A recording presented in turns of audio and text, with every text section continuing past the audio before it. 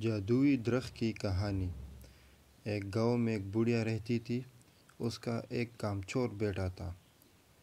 شیخی بگاڑنے میں بہت ماہر تھا۔ اس کو شیخ چلی کے نام سے پکارا جاتا تھا۔ بڑھیا محنت مزدوری کر کے اپنا اور اپنے بیٹے کا پیٹ بھرتی تھی۔ ایک دن بڑھیا بیمار ہو گئی۔ گھر میں کھانے کو کچھ نہ تھا۔ رات کو ماں بیٹا دونوں نے فاقہ کیا۔ اگلے دن ماں نے کہا، اب تم کچھ کام کرو، جنگل سے لکڑیاں ہی لا کر بیچ دیا کرو تاکہ گزر اوقات ہو سکے۔ شیخ چلی نے جنگل کی راہ لی۔ جو درخت اس کے راستے میں آتا وہ اس سے پوچھتا، میں تجھے کاٹ لوں یا نہیں؟ کسی درخت نے بھی اس کا جواب نہ دیا۔ شام ہونے کو تھی۔ شیخ چلی گھر واپس آنے کا ارادہ کر ہی رہا تھا کہ ایک درخت نظر آیا۔ اس کے پاس جا کر پوچھا، میں تجھے کاٹ لوں؟ درخت بولا، ہاں کاٹ لے، مگر ایک نصیحت کرتا ہوں، میری لکڑی سے پلنگ بنانا اور بادشاہ کے دربار میں لے جانا۔ اگر بادشاہ اس کی قیمت پوچھے تو کہنا کہ پہلے ایک دو راتیں اس پر سوئے، پھر اگر مناسب سمجھے تو خریدے۔ شیخ چلی نے درخت کی ہدایت کے مطابق اس سے لکڑیاں کاٹ کر پلنگ تیار کیا اور بادشاہ کے دربار میں پہنچا۔ بادشاہ نے قیمت پوچھی تو شیخ چلی نے کہا، پہلے آپ اس پر ایک دو رات آرام فرمائیں۔ اگر اس میں کوئی خوبی پائے تو انعام کے طور پر جو دل چاہے دے دیں۔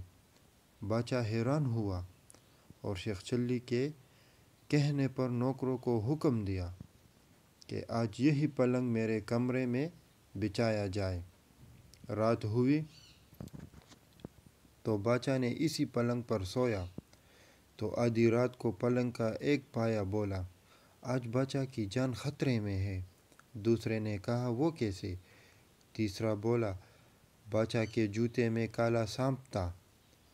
چوتھے نے کہا، بادشاہ کو چاہیے کہ صبح جوتے کو اچھی طرح جھاڑ کر پہنے۔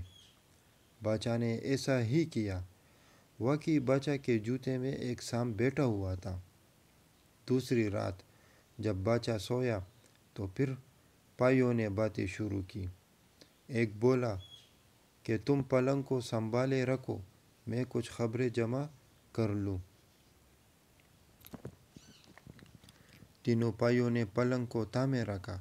جب چوتھا واپس آیا تو اس نے خبر سنائی کہ بادشاہ کا وزیر سازش کر کے بادشاہ کو ختم کرنے کے بارے میں سوچ رہا ہے۔ پھر دوسرا پایا گیا اور خبر لایا کہ بادشاہ کی ایک کنیز وزیر سے مل کر بادشاہ کو زہر دینا چاہتی ہے۔ تیسرے پائے نے تجویز پیش کی کہ بادشاہ کو چاہیے کہ وزیر کو سزا دے۔ چوتھا پایا گیا اور یہ خبر لایا کہ بادشاہ کو جو دودھ صبح پینے کو دیا جائے گا اس میں زہر ہوگا۔ بادشاہ نے یہ سب کچھ سن رہا تھا۔ صبح اٹھ کر جب اسے دودھ پینے ہی دیا گیا تو اس نے نہ پیا بلکہ ایک بلی کو پلا دیا۔ بلی مر گئی۔ کنیز سے بادشاہ نے تحقیقات کی تو معلوم ہوا کہ زہر اس کے وزیر نے ایک کنیز کے ذریعے دودھ میں ملوایا تھا۔ بادشاہ نے وزیر کو وزارت سے برخاست کر کے جیل بھجوا دیا اور اپنی کنیز کو محل سے نکال دیا۔ بادشاہ نے شیخ چلی کو بہت انعام دیا۔ دربار میں اس کی عزت ہونے لگی۔ شیخ چلی مالدار ہو گیا اور اپنی ماں کے ساتھ بڑے آرام کی زندگی بسر کرنے لگا۔ شکریہ۔